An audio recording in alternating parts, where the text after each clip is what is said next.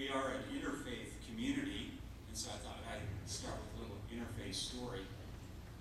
It's the story of four clergy persons that wanted to see who was the best at their job. So we have the Catholic priest, we have the Baptist minister, we have the Muslim imam, and we have the rabbi. They each went into the woods to find a bear to convert it. So the priest went in, and he was the first after they returned to share his story. And he said, I sprinkled the bear with holy water, and I gave the bear a set of rosary beads, and wouldn't you know, he was so inspired that he's having his first communion next week. And the Baptist preacher said, I preached the gospel to that bear, and he was so convicted that he got on his knees, and we baptized him right there in the creek, right in the mountains. And the Muslim imam said, I read from the Quran, and I told him about the Prophet Muhammad, and he was so inspired that he's coming to the mosque tomorrow for morning prayers. And then they all three looked down at the rabbi, who was stretched out on a gurney in a full body cast, and the rabbi looked up and said, well, after thinking it through, I probably shouldn't have started with circumcision.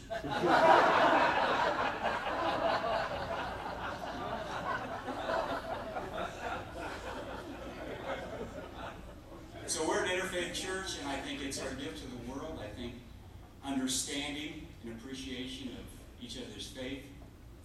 And I reflected on that this week with that spectacular speech by our president,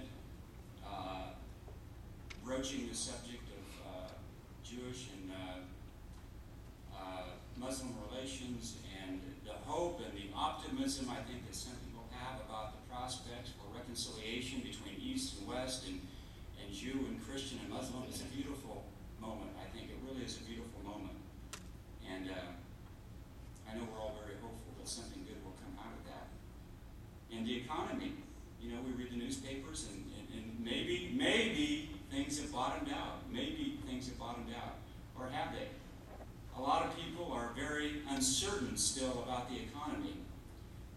In fact, there was an op-ed in the New York Times which cites a Gallup Well-Being Index, which says that Americans really are enveloped in this kind of national gloom over the economy. People are getting less sleep, smoking and drinking more, and experiencing more depression. Middle-class America still enjoys a higher standard of living than their grandparents. We know that. And we're beginning to see that maybe things aren't going to make us happy. I mean, most of us now realize that having a new car every 2 or 3 years isn't the answer to happiness. Nevertheless, we worry. We worry about the uncertain future. We worry about our basic sustenance. Are we going to be able to keep our homes? How are we going to retire if we can't work anymore? How are we going to afford health care insurance?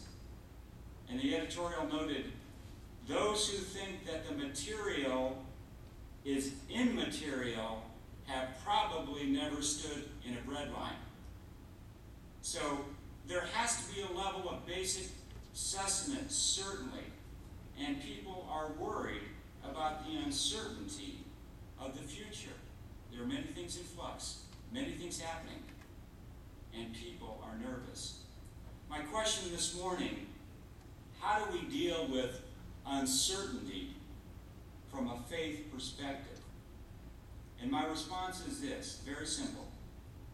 In the face of the great uncertainties of life, we commit as people of faith to living unconditionally, to embrace life, and to continue to invest our lives in the things that matter most. The fact is, we can be certain of very little in this life. In fact, we may have great doubts about how things are going to turn out, and you know what? Sometimes our doubts are correct. But faith, living faith, is committing our doubts into the hands of God and venturing out anyway into an unknown future. The stronger my faith, the more I put my doubt into the hands of God. Now, one of the greatest acts of faith is marriage. Imagine, and I know those of you who have been married for any length of time can testify to this. I always tell people who are going to get married, it's not very good counseling, but this is what I tell them. You have to be a little crazy to get married. You really do. Think about this now. Committing your life, your future, for the rest of your days, into the hands of another human being with no real guarantee of what's going to happen or what that future will hold. It's a scary thing. You really have to be a little crazy. I remember one marriage I performed in Indiana. It was one of the most touching moments of my life. They were a couple in the 30s, and the groom had been diagnosed with terminal cancer. And in spite of that diagnosis, they decided to go ahead and get married. And I can remember that ceremony in the groom's backyard, a lovely little ceremony. And the groom standing there, he suffering from the effects of radiation therapy, and his bride standing behind him and trusting her whole heart into the hands of an uncertain future. What an act of love.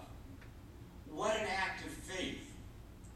What a courageous commitment to build on their doubts, not knowing what the future would hold, not knowing how things would turn out, but making their promises anyway, for better or for worse, for richer or for poorer, in sickness, and in health, till death do us part. 8 months later, the groom died. And I can remember the conversation I had with that young woman afterward. She said, I never regretted one day. They were the 8 happiest months of my life. To me, this is the true definition of faith. Embracing life and living life in spite of our doubts. Faith presupposes doubt. It doesn't exclude doubt. You see, many people have this, I think, distorted definition of faith. They think that faith is having things turn out exactly like they think they should or want them to. So for them, faith is kind of like a good luck charm. It helps your wishes come true. Or faith is like an electric blanket. It makes you comfortable. It massages your ego. It just helps you get through it. It reaffirms and reassures. But if we claim to be followers of Christ, we understand faith differently. We know faith is not an electric blanket. It's a cross. It turns everything upside down. It shakes everything up. It helps us to make the hard choices and take the risks that can lead us into an unknown future, and sometimes down a very hard and narrow road. Now, let me get back to marriage. I recently received a letter from Bob, who's worshipped in this congregation on and off for years. And Bob just lost his wife of 41 years to cancer. You know, it's just one of those little tragedies in life. You know, they're young, they were vital, and they had plans to spend their golden years with the grandkids and travel, and then suddenly she's gone. And Bob is in the process of letting go. And there's nothing harder. This is terribly hard stuff. And so he sent me a letter, and in the letter he talked about some very personal struggles. I just want to read the end of the letter because I thought it was, to me, really encapsulated what I consider to be a person of faith. He said,